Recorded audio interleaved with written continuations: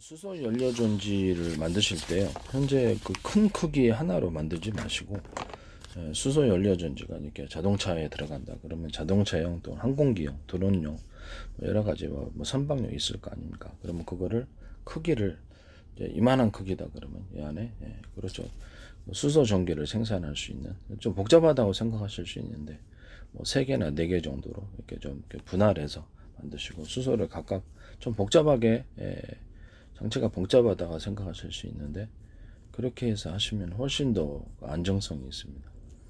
하나의 수소 연료 전지가 고장이 나도 다른 거는 가동이 되기 때문입니다. 이렇게 해서 제가 저때 배터리를 갖다 하나의 배터리를 20개 연합셀로 만들자. 연합셀이 이렇게 몇십 개로 있다 그러면 그걸로 이제 전기 양을 결정해서 뭐 이렇게 두 개 쓸 수도 있고 3개 쓸 수도 있고 4개 쓸 5개 그래서 그 전기 양을 그 배터리에서 끌어다 써가지고 결정해서 이렇게 뭡니까?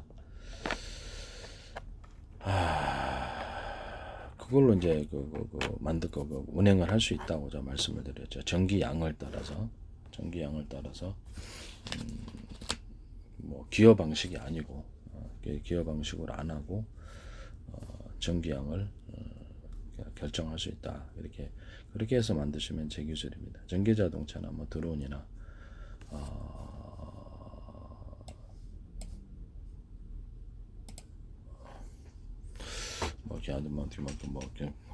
항공기나 로봇이나 무엇이나 마찬가지입니다. 자동차 변속기름이라는 건데 자동차 변속기 없이 전기 양을 배터리의 숫자를 따라서 몇 개에서 전기를 끌어들였으냐, 5개에서 끌어들였으냐, 10개에다 끌어들였으냐 이 방법으로 전기 양을 미세하게도 조절이 가능합니다. 이 방법은 제 방법입니다. 이게 했더니 또 어디선가는 또 따라하죠. YT들은 또 기술이 또 나오네. 일단 진짜 어이가 없어 죽겠어요. 제 페이스북에는 국정원, 그 다음에 카이스트, 보안공대, 그 다음에 과학기술협회, 과학기술원, 그 다음에 지적재산권협회, 노동부, 행정부, 행안부, 또 경찰청도 오랫동안 광고를 했습니다. 그 다음에 그 하나 방산시스템, 그 다음에 주한미 대사관, 그 다음에 그 LG그룹, 그 다음에 그 현대기아차 그룹, 기타 여러 그룹들이 광고를 계속 내왔습니다. 남의 기술을 도둑질해서 상업화시키지 맙시다. 네. 그래서 이 부분을 제가 말씀을 드립니다. 한 개인으로서 이렇게 정부의 관청이 쭈루루 광고를 내는 건 참 드문 경우인데, 그래서 그 페이스북에 개인 5,000명, 제 개인으로서는 최대입니다. 그래서 그 다음에 외국 회원이 대다수고 수많은 댓글이 달려 있습니다. 그래서 이 부분을 제가 말씀을 드립니다. 거기다 페이스북에다 올려놓고 거기 유튜브 주소도 있죠. 유튜브는 조회수가 좀 작아요. 그런데도 어떻게 기술이 플라스틱 창문 얘기하면 플라스틱 창문 탁 나오고 하여튼 좀 문제가 있는 것 같습니다. 이게 여기만 기술 발표는 어떻게 보시는지 모르겠지만 이게 또 물통 달자 그랬더니 그냥 MS 홈쇼핑하고 콘도몬에서도 딱 나오고 여기다가 뭐 이렇게 누전 스위치를 달자 그랬더니 그것도 딱 나오고 이래도 되나요? 뭔 기술만 발표하면 다 거기서 자기네들 멋대로 그렇게 해버리시면 이게 도대체 지적재산권 법도 있는데 문제가 있다고 공무원이 그것을 지시하면 불법을 지시하는 것이란 범법행위죠. 네. 그래서 문제가 좀 크다고 생각합니다. 맥주가루를 얘기를 했더니 독일 어떤 회사에서 또 맥주가루를 만드시더라고요. 그 드론을 그래서 수백 대의 드론이다. 드론 작전사령 뭐 생겼잖아요. 그러면 수백 대의 드론, 수천 대의 드론도 운영할 수 있거든. 드론의 크기가 소형화될 수도 있고 대강할 수도 있고 그것을 서로 그 파형이 틀린 여러 개의 복합 전파로 사용하자. 그 중에 하나는 비밀번호 방식, 암고 방식, 그 암호문이겠죠. 그다음에 드론 호출하는 번호로 사용을 했더니 현대 기업이 삼성에서 삼성페이로 비밀번호로 현금을 넣는 거를 스마트폰으로 그 기술로 하시더리 않나. 제가 그 LG 스타일러 같은 제습기 방식으로 해서 옷감이 상하잖아요. 그래서 건조 방식으로 빨래 건조도 만들고 이렇게 했을 때 스큐를 먼저 빨아들여 제습기 방식으로 해서 공기 중에 배출하면 되잖아요. 그다음에 그런 옷감을 일부러 인위적으로 열을 가해서 하는 것보다 훨씬 더 빠르게 그게 옷감이 상하지 않는단 말이에요. 그렇게 했더니 LG 스타일러에서 그게 딱 기술이 나오더라고요. 문제가 좀 큰 것 같습니다. 하나 영상 시스템도 레이저 소자를 막 대중소 그래서 틀리게 들어가서 만드는 그래서 팀별로 이렇게 뭐죠 전파를 쏘고 묶어서 이렇게 목적별로 그걸 이제 제가 이제 레이더 소자를 영상 촬영식으로 앞으로 들어가야 된다고 그래서 레이저 소자의 크기도 아주 작은 크기로 미니로 촘촘촘 만들어놔야지 많은 전파를 쏠 수가 있고 따라서 영상 획득 기술로 하는데 그걸 때는 또 하나에서 영상 레이더가 딱 나오더라. 좀 어이가 없었습니다. 네. 그다음에 전투기 YTN에서도 제가 전투기에서 좌표 방식으로 전 세계로 수백 조분에 수천 조분을 가로 세로 쪼개서 1cm나 0.5cm 단위로도 가능하고요. 좌표 숫자로 표시합니다. 하늘에다 줄 긋는 거 아니니까 프로그램 계산이니까 그래서 하늘과 땅 밑으로도 이렇게 가로 세로로 1cm 단위로 쪼개서 좌표와 숫자로 표시할 수 있고요. 바닷속도 가능하고 하늘 인공위성 있는 거 우주도 가능합니다. 뭐 달이나 화성도 가능해요. 프로그램 계산이니까 이렇게 해서 좌표 방식으로 해서 모든 물체가 움직일 것이다. 뭐 전투기뿐만 아니라 드론뿐만 아니라 로봇, 자율주행 차량 모든 것이 좌표 방식으로 움직이고 심지어는 반도체 안에서 CPU, GPU, 메인보드, 그래픽 보드 아니면 하드디스크 저장 장치 모든 저장 장치도 슈퍼컴퓨터도 앞으로 반도체 안에서도 좌표 방식으로 움직일 거다라고 말씀을 드렸어요. GPS를 대신한 굉장히 팬티에 더 구멍 뚫어갖고 전 세계에 특허났듯이 그렇죠. 단순한 아이디어지만 획기적인 아이디어입니다. 그래서 좌표 방식으로 움직이시면 모든 게 사물이 정확해집니다. 전투기에서 상대방 전투기를 나의 위치를 이제 좌표 방식으로 인식하고 상대방의 전투기에 왔다 그러면 전파를 여러 군데 쏘는 움직일 때 어디로 움직일지 알 수 없잖아요. 그래서 이동 방향과 속도를 계산하고 거기에 따라서 미리 예상되는 지점에 요격하는 그런 방식을 얘기했더니 YTN 보도에서 나오더라고요. 그래서 미국 라이더 업체 또 뭐 솔리드인가 솔리드 듀인가 이거 스타트 업체인가 이런 여러 그렇죠. 이렇게 상대방의 이동 방향과 속도를 계산하는 방식으로 해서 그거를 솔리드 듀인가 투자를 받았던데 그게 참 기가 찹니다. 이렇게 좌표 방식까지도 하지 않았는지 모르겠네요. YTN에서도 상하수도 안에서 좌표 방식으로 이렇게 숫자 표시하고 상하수도를 고장난데 이렇게 파손된다는 것을 그 넓이 이런 것들도 다 계산하시던데. 그다음에 이렇게 스마트폰에 이게 지금 CCTV에서 이렇게 촬영하잖아요. 그러면 좌표 방식으로 이제 앞으로 CCTV도 갈 거예요. 모든 사진기 이렇게 휴대폰도 마찬가지고 휴대폰 안에서도 좌표 방식, TV 안에서도 고장난 원인을 찾을 때도 좌표 방식, 컴퓨터도 좌표 방식으로 다 가게 되어 있습니다. CCTV도 거리를 촬영할 때 좌표 방식으로 촬영하고 이것을 상대방의 사람이다 그러면 키 좌표 방식으로 하니까 키도 알 수 있죠. 면적 그다음에 몸무게까지 측정할 수 있습니다. 말도 안 된다고 생각하시죠. 특징을 다 기록할 수 있어요. 이게 좌표 방식은 일단 정확한 세상과 정확하지 않은 세상으로 갈리는 그 순간입니다. 제 방식을 할 거라고 생각합니다. 근데 그걸 무단으로 사용하시더라고요. 그래서 개인으로서 일단 소송을 힘이 없고요. 그래서 그걸 이렇게 하나의 게시판을 구하고 그 다음에 저한테 기술 사신 분들이 문제 제기만 제가 하고 기술 사신 분들이 할 거라고 생각합니다. 그러니까 카메라의 렌즈를 여러 개를 두는 것, 큰 렌즈와 작은 렌즈들 여러 개, 레이더 소재를 대중소 이렇게 뜨듯이 이렇게 크기를 틀리게 해서 들여서 이렇게 움직이지 않고 한꺼번에 180도를 다 촬영하는 뒤에다가도 달면 360도 촬영이죠. 360도 촬영 카메라, 그 다음에 무슨 CCTV, 360도 촬영, 이런 휴대폰도 뒤에다가 다루면 근데 360도 촬영이 블랙박스도 그렇게 할 수 있고요. 드론 같은 데서도 360도 레이더도 앞으로 360도 이렇게 쏠 수 있어요. 각도별로 안테나를 놔가지고 전력만 공급하면 되죠.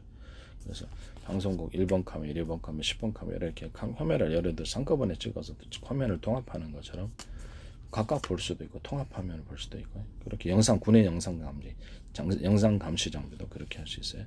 각도별로 찍어서 하나의 화면으로 통합시키는 겁니다. 그러니까 안테나도 360도 안테나가 있을 수 있고요. 또는 필요하다면 위에도 전파를 이렇게 쏴가지고 위에도 볼 수 있어요. 또는 전투기다 그러면 비행체다 그러면 밑에도 위아래도 가지도 그럼 360도를 이렇게 가로 세로 이렇게 전면 후면만 360도가 아니잖아요. 그렇죠? 위아래도 360도라 해서 가로 세로로 360도 안테나를 만들 수 있어요. 그런 방식의 이제 전파를 통해서 나중에 이게 디지털 영상화 될 거라고 생각합니다. 모든 레이더가 이제 디지털 영상으로 이렇게 바뀌는 그런, 하나에서도 영상 내 시스템 레이더 나왔어요. A사 레이더. 그것도 이제 저는 제 기술로 보이는데 어쨌든 나중에 알게 되겠죠.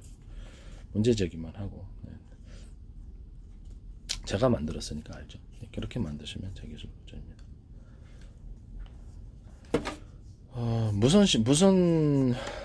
무선 그 CCTV도 나오게 되는데, 그것은 서로 파형이 된 여러 개의 전파 묶음으로 통신하고, 하나는 비밀번호 방식, 안고 방식. 남이 내 무선 CCTV 조절하면 어떠냐. 드론도 제가 서로 파형이 된 여러 개의 그 전파 묶음으로 하고, 그 중에 하나는 비밀번호, 안고, 그다음에 드론 호출 번호로 사용한다고 얘기를 했어요.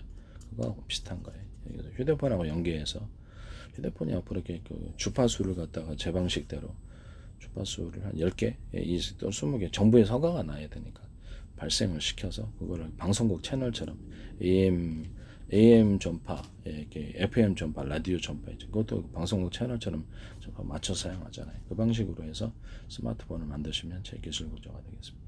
주파수 발생기를 많이 두거나 이렇게 전파를 여러 개를 발생을 시켜서, 주파수 발생기가 좀 많이 있어야죠. 송신 수신할 수 있는 구조가 인공위성이다. 그다음에 이렇게 헬기다. 또는 드론이다. 또는 비행체에다가도 이렇게 송수신 구조를 100개 놓을 수도 있고요. 1000개 놓을 수도 있어요. 그게 위성을 대신할 수도 있고, 군에서 이제 그 위성, 그렇죠. 그런 거, 그 주파수 발생기, 송수신할 수 있는 구조를 많이 넣어가지고 위에다 띄우면 그것이 뭐 통신 이송 되는 거 아니겠습니까? 그렇죠? 꼭 통신 이송 하늘 높이 올라가야 되나? 그건 아니단 말이에요. 그래서 급하면 그걸로 그냥 통신할 수 있습니다. 그래서 통신 이송에도 그 주파수 발생기를 송수신 구조로 많은 전파를 발생시킬 수 있는 걸 수천 개를 탑재할 수도 있고, 수백 개에서 수천 개, 회사 마음이죠. 그래서 수십 개, 이런 더 많은 송수신 구조를 가지는 그런 위성을 만드시면 제 기술 구조가 되겠습니다. 이게 왜 중요할까요? 위성 통신과 이제 이동 통신 하나가 되고 있기 때문입니다. 거기서 많은 일을 처리할 수 있어요. 그래서 이것은 제 기술 구조라는 것을 말씀을 드립니다. 이동통신할 때도 워키토키 방식으로 스마트폰에서 많은 주파수를 발생시키며, 주파수 발생기 여러 개면 좋겠죠. 그 중에 하나는 워키토키 방식으로 사용합니다. 그래서 서로 가입자 간에 또는 호환되는 기기 간에 이렇게 사실 스마트폰 블랙박스, 스마트폰 CCTV, 호환되는 기기 간에 스마트폰, 다른 스마트폰 이렇게 해서 통신 요금 부과 없이 할 수 있는 이런 방식도 제 기술 구조가 되겠습니다. 남미기술 도둑질에서 상업화시키 좀 합시다. 이렇게 해서 하시면 되겠습니다. 그리고 무선 충전 구조를 갖출 때 마이크로웨이브 전파를 쓰든 어떤 전파를 쓰든 무선 충전을 할 때, 하나는 비밀번호 방식, 안고 방식, 호출 번호, 기기의 호출 번호, 뭐 드론에도 앞으로 로봇, 자율주행 차량 이런 것도 무선 충전으로 갈 수 있기 때문에, 무선 충전 방식은 서로 파행이 틀 여러 개의 전파 묶음입니다. 그 중에 하나는 비밀번호 방식, 안고 방식, 이렇게 해서 무선 충전할 때도 동일한 구조를 가집니다. 이 제 방식의 서로 복합 전파는 멀리 갑니다. 그래서 이게 가령 광통신이라고 했을 때, 레이저 광통신이라고 했을 때, 이렇게 공간 중에 이제 이전으로 이렇게 세 줄기를 쌌다 그러면, 이 바깥에는 공간 중에 통로를 개척하고, 이 가운데 빛이 레이저 빛이 다른 데로 향하지 못하도록 안에서 서로 보목 현상을 일으켜서 멀리 가는, 의지하는 현상이라는 거죠. 환자 보목되듯이 이렇게 해서 이게 가운데는 진짜 전력을 주고요. 레이저 광통신은 이런 방식으로 합니다. 그리고 전파도 이런 방식으로 사용할 수 있겠네요. 그리고 좀 더 멀리 가죠. 멀리 갑니다. 공간 중에 통로를 개척하는 식으로 해서 이렇게 무선 충전도 이렇게 할 수 있겠네요. 이렇게 할 수 있습니다. 이런 방식은 뭐 세 주기를 써든 다섯 주기를 써든 이런 원리로 쓰시면 됩니다. 제 방식에 서로 파행이 틀린 무선 전파는 어떤 전파를 썼는지 알 수가 없습니다. 비밀 통신이 가능하고, 숫자 창출하듯이 전파를 이 전파 섞으면 저전파 무한 창출할 수 있습니다. 그래서 그 전파의 개수가 엄청나게 많아질 수 있습니다. 그래서 마음대로 만들어낼 수 있죠. 이 기술 구조를 사용하시면 제 기술 구조가 되겠습니다. 레이저 광통신, 각종 무선 전파 이런 것들도 가능합니다. 유선 안에서도 대중소, 전선 피복 안에 구리선의 두께를 대중소 틀리게 만들어 놓으면 왔다 갔다 왔다 갔다 서로 교류합니다. 여기서 주파수로 만들 수 있거든요. 유선에서 기줄곡 없이 멀리 통신할 수 있는 방식이 됩니다. 이 기술 구조도 제 기술 구조가 되겠다는 광통신, 광섬유도 이렇게 서로 빛이 왔다 갔다 하게 해줄 수 있다면 대중소 이렇게 해서 빛을 증폭시키거나 주파수 형태, 펄스 방식으로 바꿀 수 있습니다. 이것도 제 기술 구조가 된다는 것을 말씀을 드립니다. 동축 케이블을 뭐 해저 같은 데도 되고 다른 데도 유선 안에서 주파수를 형성할 수 있기 때문에 획기적인 방식이 됩니다. 이게 모터 들어가는 직전에서는 이것을 이렇게 주파수 방식으로 만들면 파워가 세거든요. 그래서 이렇게 서로 모터 들어가기 직전에 일정 구간을 약간 전선을 뚱뚱하게 만들, 구리를 많이 넣어준다는 거죠. 굵기가 큰 거를 들어가거나 아니면 굵기가 똑같은 애 했을 때 개수를 많이 들어갑니다.